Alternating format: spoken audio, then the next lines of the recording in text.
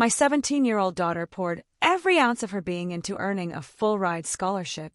Then, my sister and parents deliberately stole it from her. It's for the good of the family, they claimed. I didn't scream. I simply acted. 3 days later, the police were knocking on their door. You'd think I would have recognized a storm brewing when it arrived in a plain, white envelope, but no. I assumed it was a dorm assignment, a parking pass, or something mundane like a student ID update. The kind of mail you leave for your kid to open because it's theirs, and you're striving to be the relaxed, supportive parent, not the overly involved one. I didn't open it. I set it on the kitchen counter, smiled at my daughter, Ruby, scholarship recipient, miracle, and a vision in secondhand jeans, and said, "Hey, you got some mail."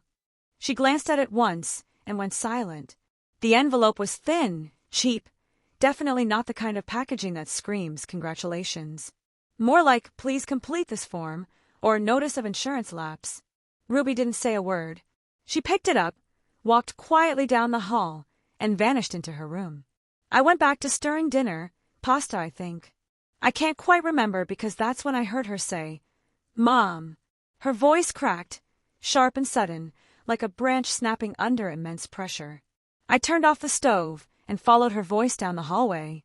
The door was ajar. She sat hunched on the edge of her bed, clutching the letter as if it might burst into flames if she let go. She didn't say a word, just handed it to me.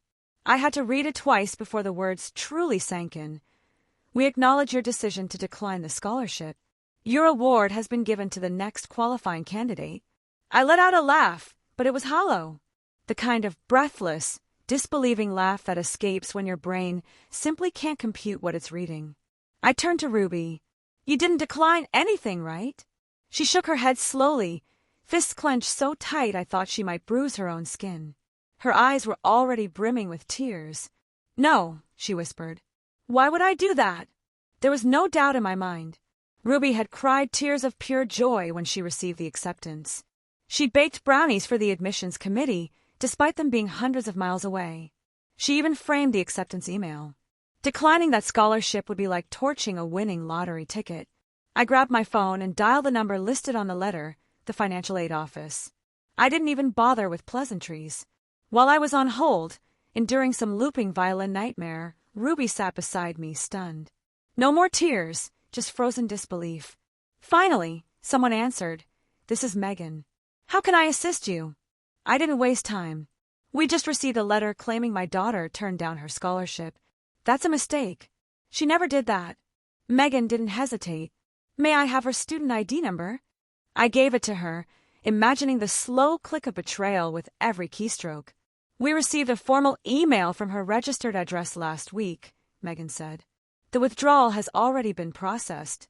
The scholarship's been awarded to another student." My throat went dry. "I'm sorry, what?" "The email came from the address we have on file," she continued. "It was sent Monday night at 7:47 p.m. Ruby turned toward me, her head tilting slightly, as if someone had just slapped her across the face. "I'm going to need you to read that address back to me," I said. Megan did. Ruby's face went white. "That's my email," she said, her voice barely audible. "But I didn't send anything." "I'm going to need a copy of that email," I told Megan. "Can you send it to me?" "We can forward the message to the same address it came from," she replied. "Yes, of course." Perfect.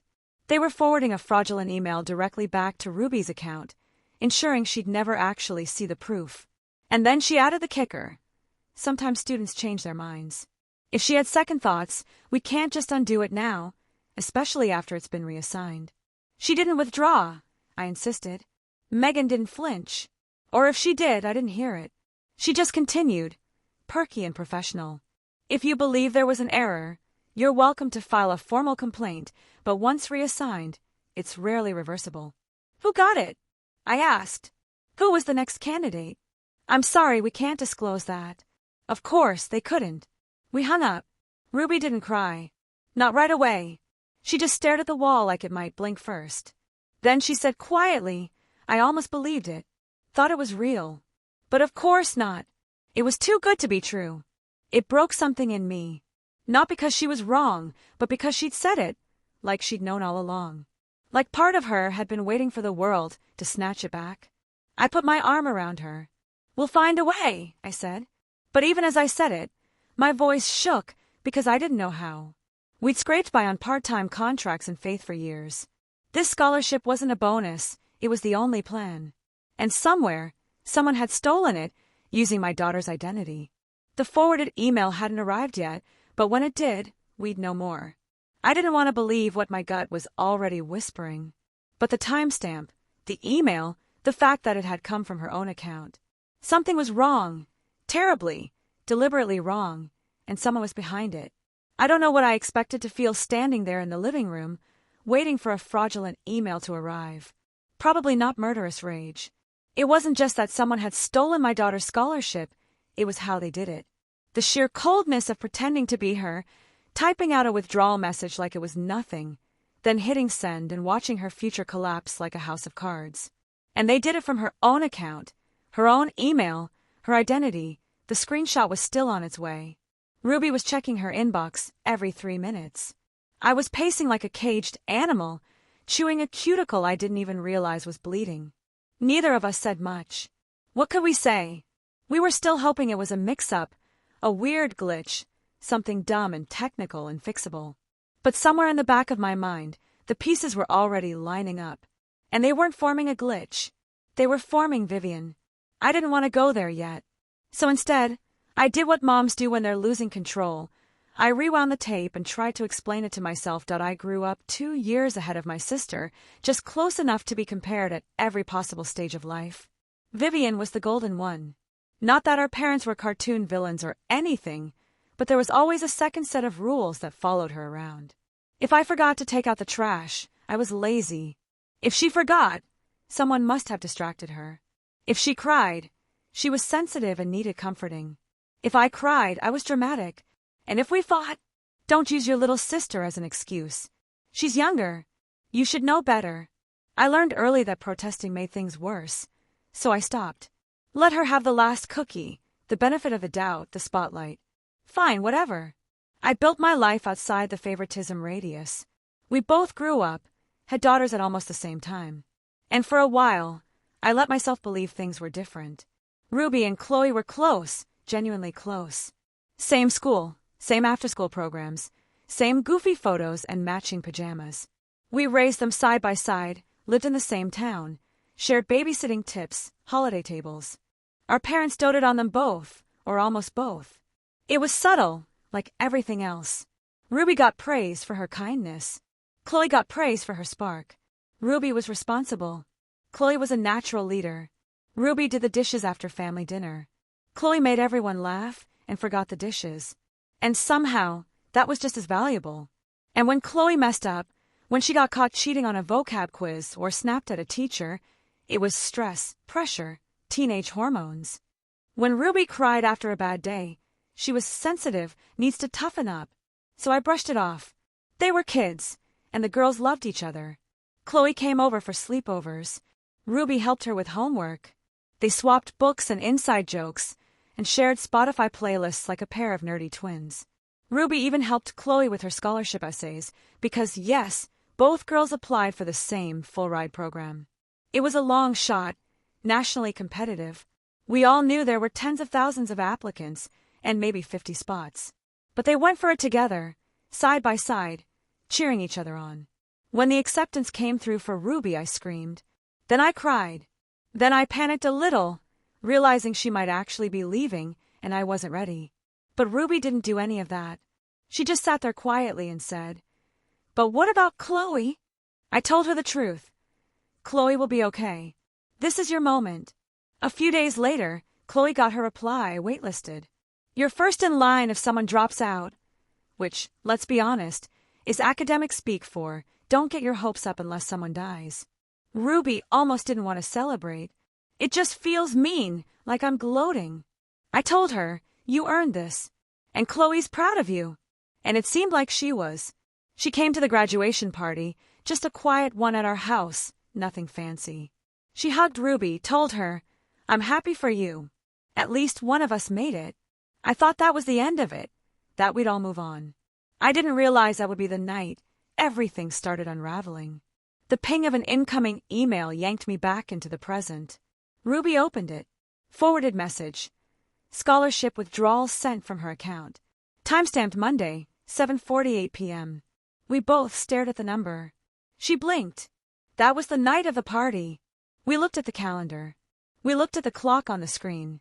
We didn't speak. Ruby's eyes darted. Her hands were shaking again.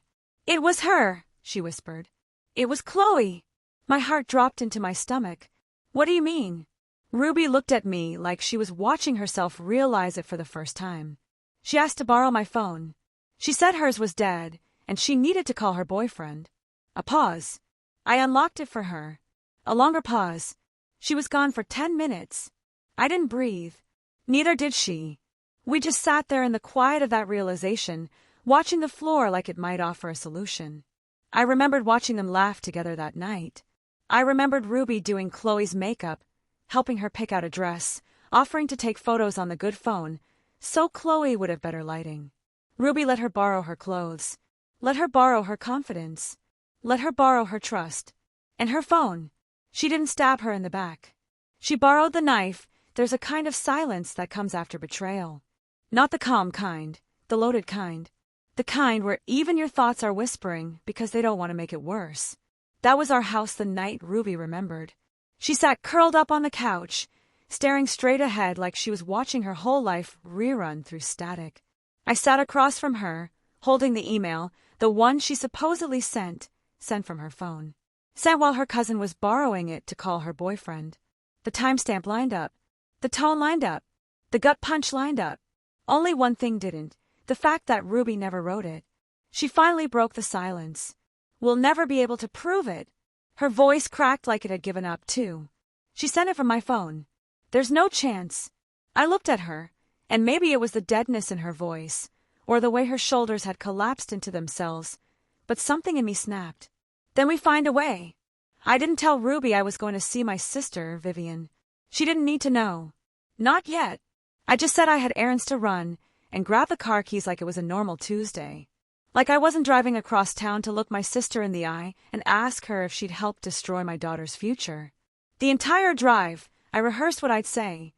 Factual, no accusations. I'd ask questions. I'd give her the benefit of the doubt.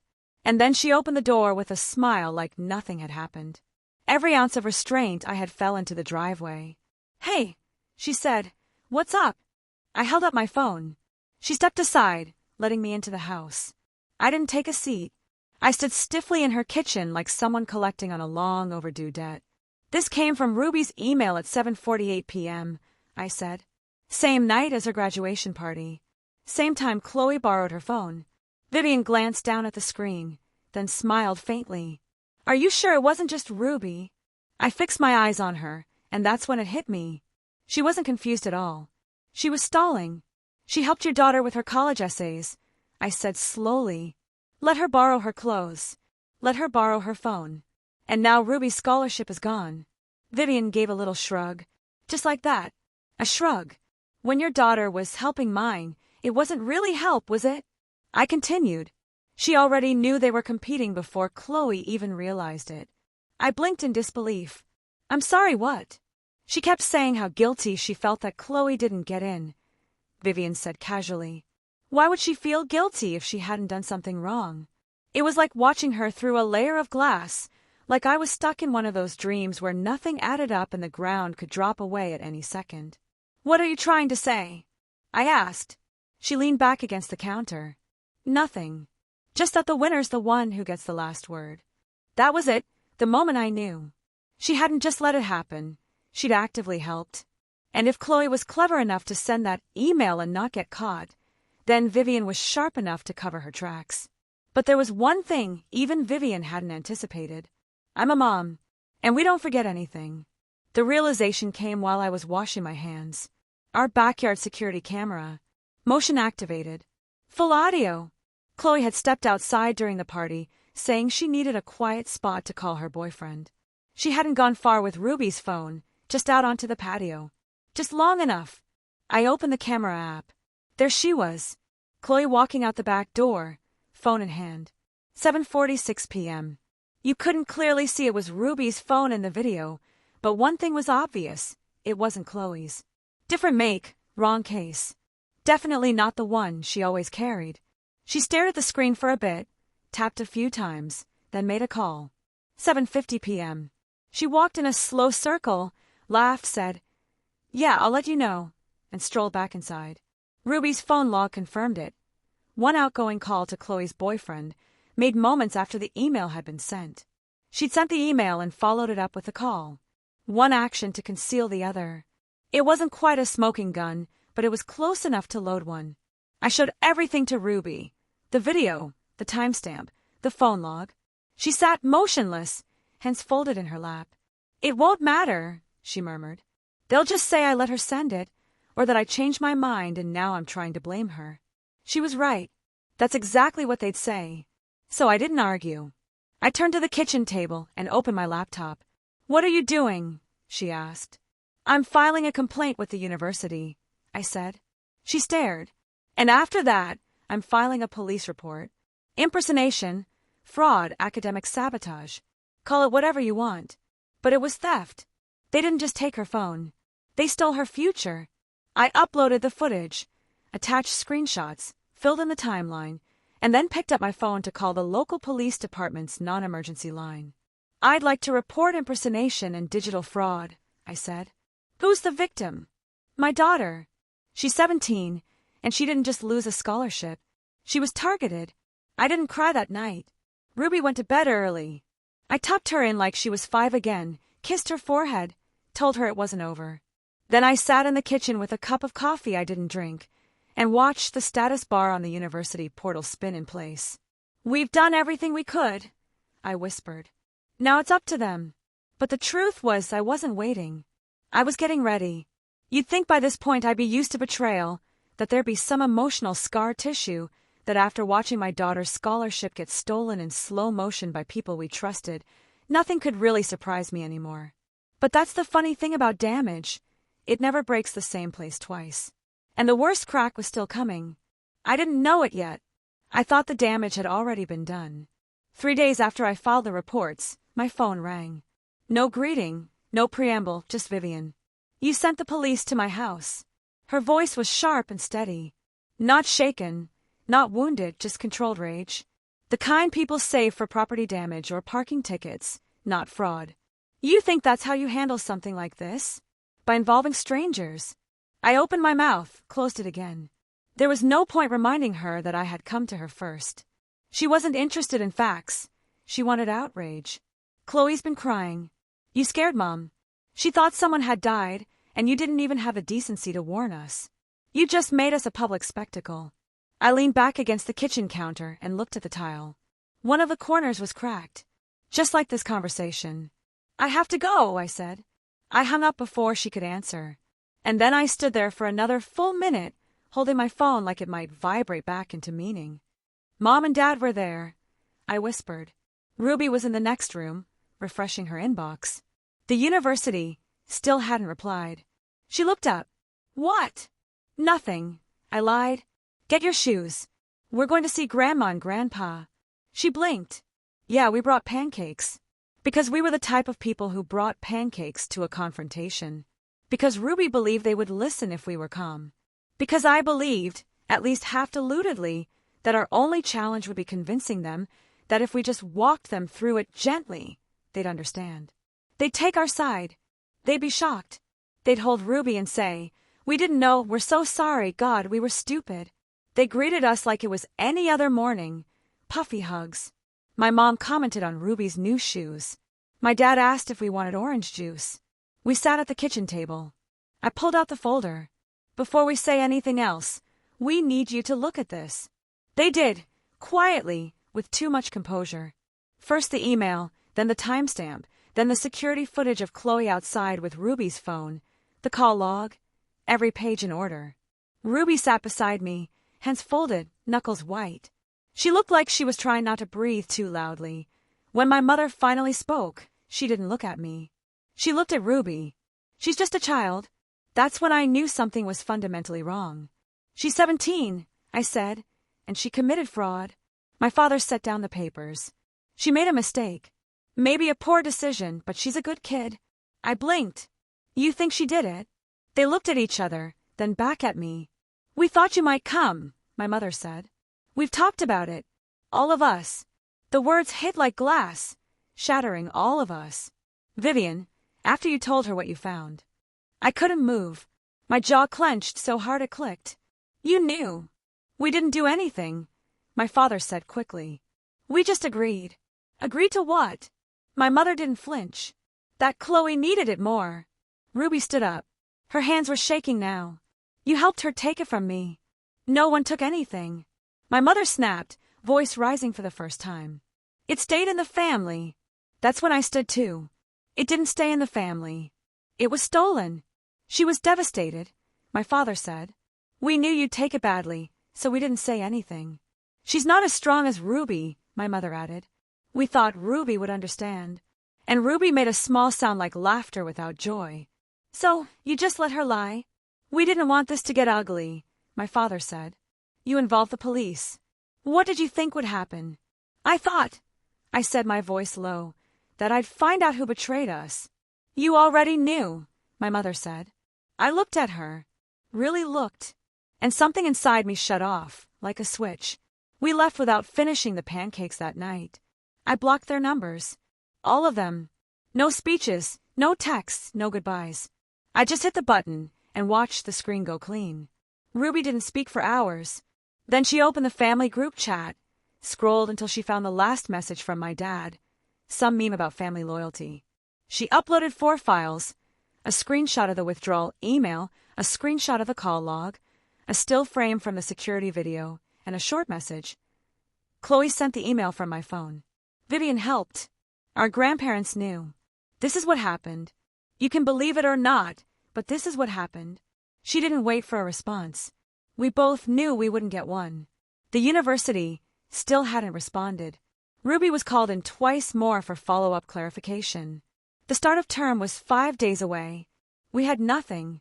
No scholarship, no financial aid, no fallback plan. "It's not even about the money anymore," Ruby said one night. "It's the fact that they looked at me and decided I wasn't worthy." I didn't know how to answer because she wasn't wrong. 2 days before orientation, I got a message. It was quiet, discreet, from a cousin I hadn't spoken to since a funeral. I saw what Ruby posted. I forwarded it to someone. "I hope that's okay." It was more than okay. It was the only thing we had left. The following afternoon, we got the call. "I'm calling from the Hope Bridge Foundation. We've reviewed Ruby's story. We'd like to fully cover her tuition, effective immediately." I didn't cry. At least, not right away. Not until I hung up. Not until I turned and saw Ruby curled up on the couch, arms wrapped tightly around her knees. "You're in," I whispered. She looked up at me like I'd spoken in another language. "We did it." "No," I told her. "You did."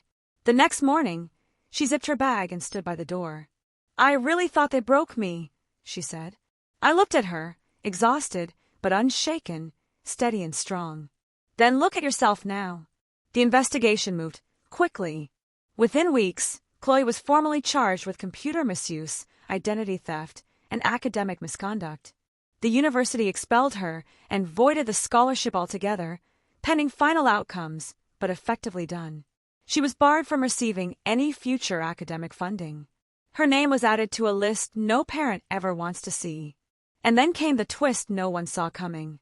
During her questioning, Chloe cracked. She confessed it hadn't been her idea. It was her mother's, Vivian. Vivian, who once claimed she'd do anything for her daughter. Apparently, she wasn't lying. Vivian was found guilty as well, sentenced to community service, slapped with a heavy fine, and placed on 1 year of probation. In court, she cried, spoke about damage to her reputation. Reputations she chose to protect instead of the truth. As for Chloe, she was assigned to clean the downtown bus terminal every Saturday. Ruby and I saw her there once. She never looked up. We walked right past her. Ruby's original scholarship was never reinstated, but in the end, she received something even better. Now she's on campus, not hiding, not shrinking. She tutors 2 evenings a week, joined the debate team, and has already received an invitation to a summer research project. Sometimes when I watch her across the kitchen table, I catch glimpses of something returning, like a match just beginning to light. Confidence, joy, strength. She still doesn't bring up her aunt or grandparents, and I don't press. No contact. Completely. I never sent a goodbye. I blocked every one of them. Sometimes, silence says more than words ever could. They thought they could erase her future. Turns out, all they did was write the ending to their own story. So you tell me, did I go too far or not far enough? Share your thoughts in the comments below. And if you're looking for more tales of resilience, unexpected twists, and everyday heroism, subscribe to Echo Tales for new stories every day.